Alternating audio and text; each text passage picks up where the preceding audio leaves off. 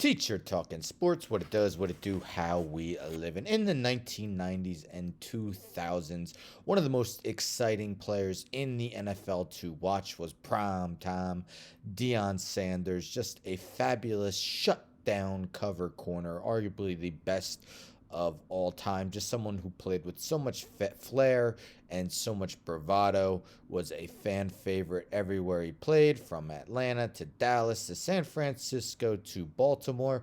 Well, in his post-playing days, he has made the transition to coaching. He's been coaching at Jackson State and having a lot of success at that HBCU. But his name has been caught up in rumors of late.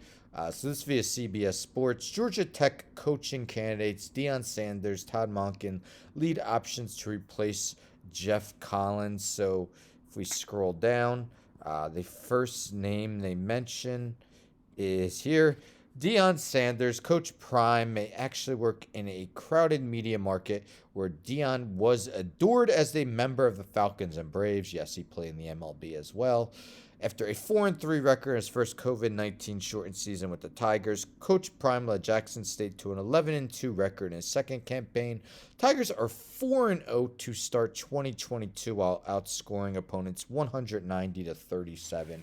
It makes too much sense. It's not just CBS Sports who is reporting on this. If you just Google Deion Sanders and Georgia Tech, Sports Illustrated, would Deion Sanders be the right fit for Georgia Tech? 24/7 Sports, Georgia Tech coaching candidates.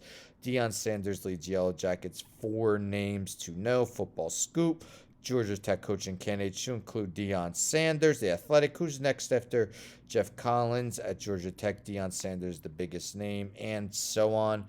But that's not the only school. Another school where his name has been caught up in the mix is the Auburn Tigers, who still have a head coach, but many believe that they will have a vacancy when Brian Harsin is let go after the season. That's at least what many expect. So as we see, Fox Sports analyst Joel Klatt believes that Deion Sanders will take over as Auburn football's next head coach. There's even an article here.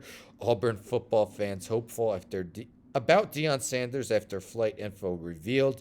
Auburn football fans are hopeful that possible flight information for Deion Sanders could lead to a possible hiring as the next head coach.